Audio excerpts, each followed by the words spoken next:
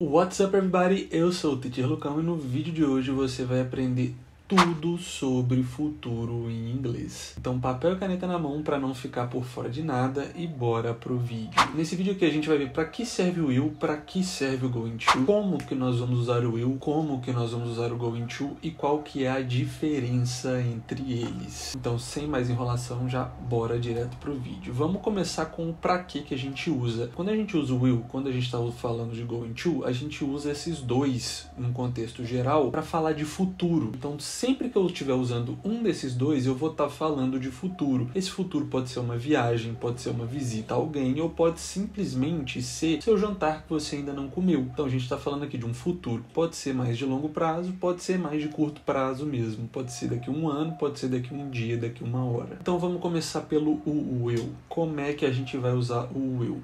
O will, ele sempre vai vir acompanhado de um verbo principal, porque ele é um auxiliar. Então, sempre que a gente estiver falando de will, a gente vai estar falando, por exemplo, de will go, will play, will visit. Então, percebe que ele vem acompanhado aqui junto com o verbo principal, o will é o auxiliar. E como é que a gente usa o will? A gente vai usar o sujeito, que é ou I, you, we, he, she, it e they, um desses. Logo depois dele, o will. Logo depois aqui, o verbo principal e o complemento da frase, Então, um exemplo de frase aqui pode ser I will play soccer next Saturday. Então, aqui eu estou falando de futuro.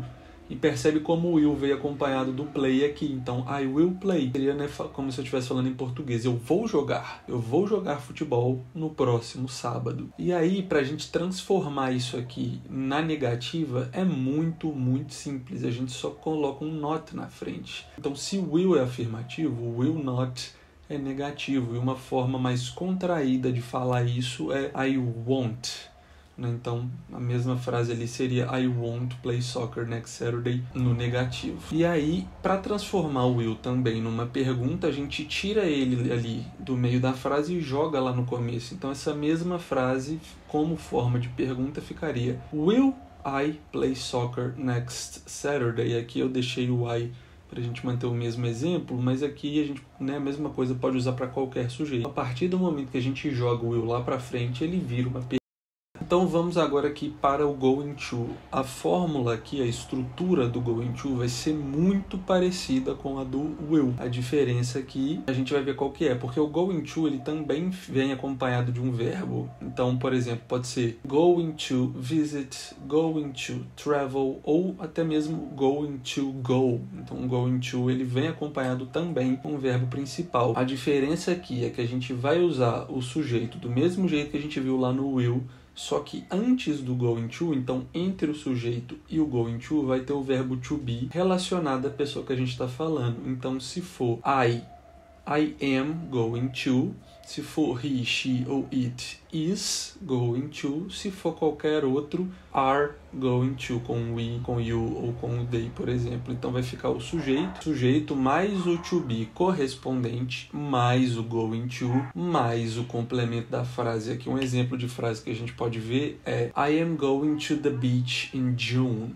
I am going to the beach in June. Eu vou para a praia em junho. Então aqui, como a gente já usa o going to aqui, de que é o verbo ir, aqui nesse caso não precisa de um complemento, mas às vezes ele pode vir acompanhado com go também, vai depender do caso. A gente pode usar o going to para qualquer outra coisa também. I'm going to play, I am going to travel, I am going to visit, I am going out, que é sair. E aí, do mesmo jeito que a gente tinha o will lá na negativa, a gente também tem o going to, que é a mesma coisa. A gente vai adicionar um not, só que aqui, ao invés de ser depois, é antes. Então, I am not going to, he is not going to, she is not going to, they are not going to. Então, aqui com esse not, a gente transforma tudo no negativo. E a mesma coisa, para transformar em pergunta, nós vamos pegar o to be mais o going to e jogar lá para o começo. Por exemplo, is he going to travel? Is she going to travel?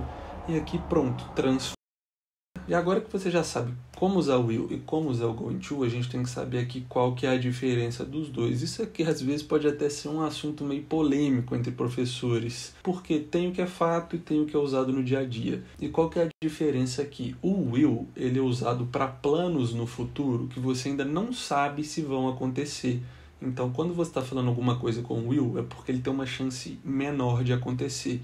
Você ainda não sabe. E quando você está falando de futuro com going to, é um plano também, só que um plano que tem a maior possibilidade de acontecer. Então, se você tem certeza ou quase certeza que esse plano vai acontecer, você usa o going to. Se não, você vai usar o will. Essa é a o que acontece? Por mais que exista essa regra no dia a dia, né, na hora de conversar em inglês com alguém, não faz tanta diferença. Então, se você falar o will, se você falar o going to, o sentido da frase é o mesmo, né? O significado não muda. Então, muita gente acha que essa questão da possibilidade, na verdade, no dia a dia meio que não significa nada, porque se você usar qualquer uma das frases, você vai estar falando da mesma coisa. Eu sou um adepto disso. Eu acho que para falar, você pode usar qualquer um dos dois, que aqui não vai ter diferença nenhuma. Qualquer pessoa vai te compreender do mesmo jeito, sem nenhum tipo de problema. Então, esse foi o vídeo de hoje. Você aprendeu tudo o que você precisava sobre will e going to e está pronto para formular frases falando de futuro em inglês. Inclusive, comenta um plano seu aqui para mim nos comentários, e se tiver alguma necessidade de correção eu corrijo para você. E no primeiro link da descrição tem um formulário aqui para inscrição das minhas aulas particulares, caso você queira aprimorar seu inglês. Se esse vídeo foi útil para você, deixa seu like, se inscreve no canal para não perder nenhuma novidade e te vejo no próximo vídeo. Bye bye!